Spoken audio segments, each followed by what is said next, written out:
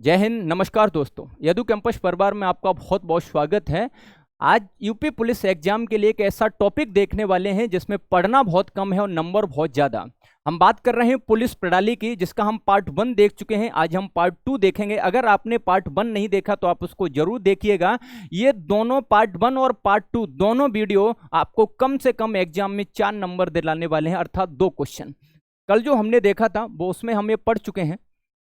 हमने ये देखा, फिर हमने सब पदाधिकारी, ये जोन, रेंज, जिला, इनके बारे में, यूपी पीआरपीवी बोर्ड के बारे में देखा, जनरल ड्यूटी, सीडी, एफआईआर के बारे में, ये कुछ टेस्ट हैं, कुछ अपराध के बारे में देखा, यूपी एसटीएफ, एटीएस, एसएसएफ, इनके बारे में देखा, अखिल भारतीय सेवाओं के बारे में।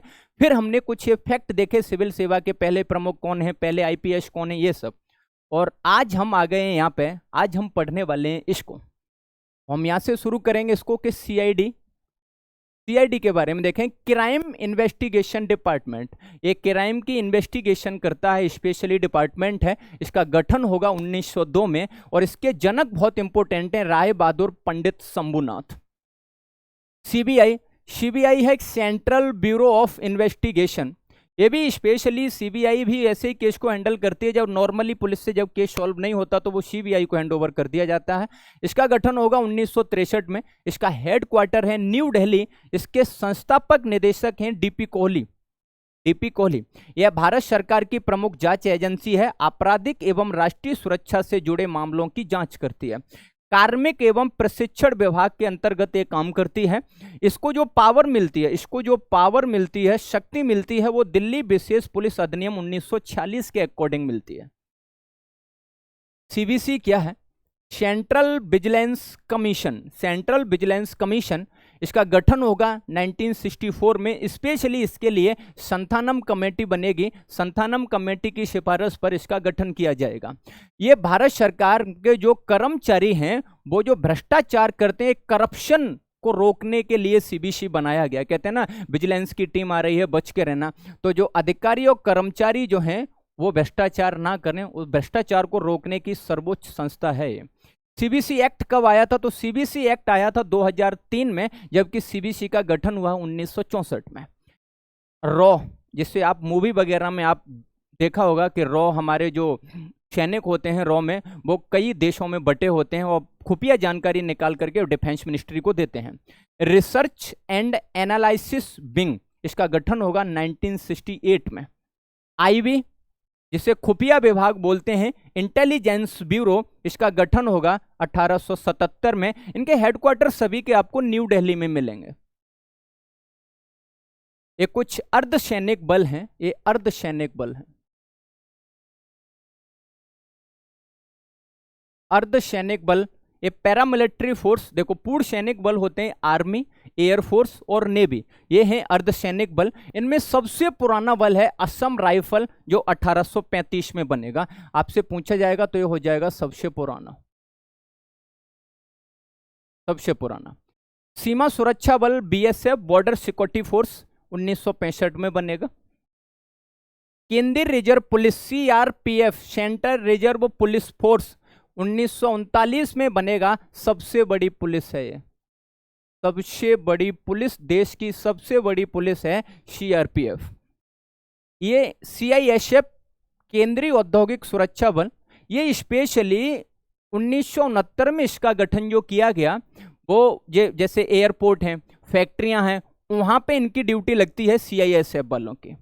भारत तिब्बत सीमा पुलिस आईटीबीपी, इसका गठन होगा 1962 में, इंडिया और चाइना वॉर के दौरान।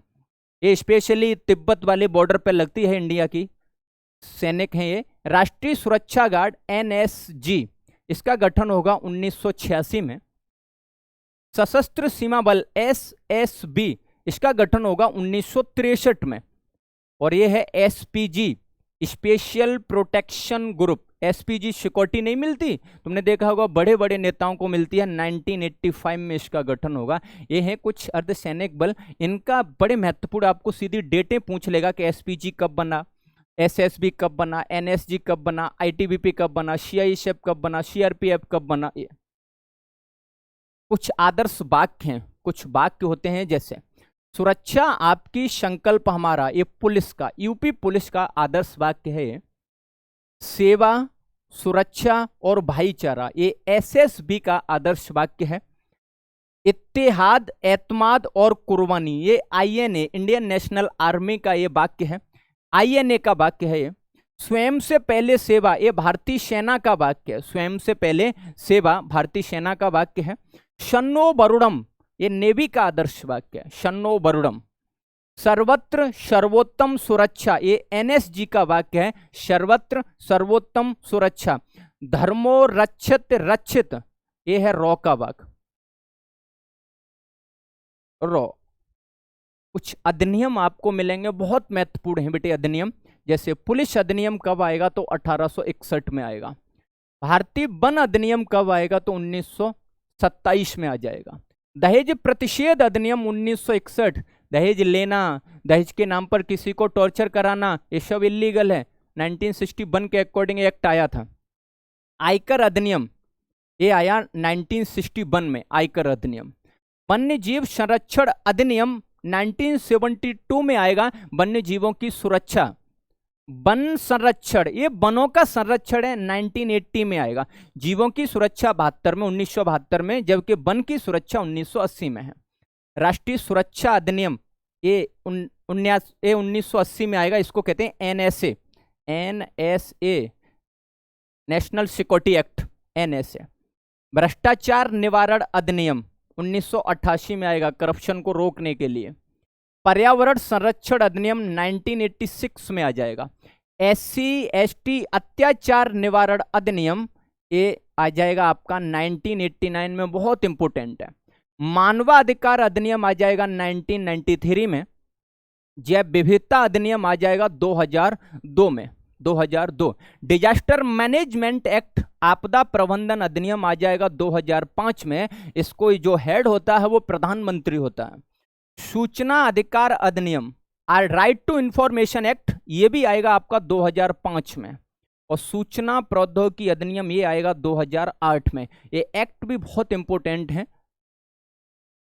ये कुछ आईपीसी है, आईपीसी के बारे में देखेंगे। इंडियन पेनल कोड 1860 में आया, लागू हुआ 1 जनवरी 1862 को। इसमें टोटल धाराएं हैं 511 और अध्याय हैं टोटल 23। कुछ महत्वपूर्ण धारा हैं आईपीसी की 10-5, वो बहुत ज्यादा इंपॉर्टेंट जो मैंने ली हैं। 97 आईपीसी सेक्शन 1997 में क्या लिखा है, प्राइवेट प्रतिरक्षा का अधिकार, प्राइवेट अपने शरीर की भी और संपत्ति की सुरक्षा का अधिकार है। 124A ये राजद्रोह को परिभाषित किया गया है कि राजद्रोह की डेफिनेशन क्या है। 159 में लिखा है दंगा के बारे में। 191 में है झूठे साक्ष्य देना, एविडेंस जो आप दे रहे हैं वो झूठे साक्ष्य देना, आईपीसी 191। 294 में लिखा है सार्वजनिक स्थलों पर अश्लील हरकतें करना, अश्लील गाने गाना, इस तरह की ये अश्लील हरकतों के लिए है 294। 302 में लिखा है हत्या करना, किसी का मर्डर अगर आपने कर दिया तो आईपीसी सेक्शन 302।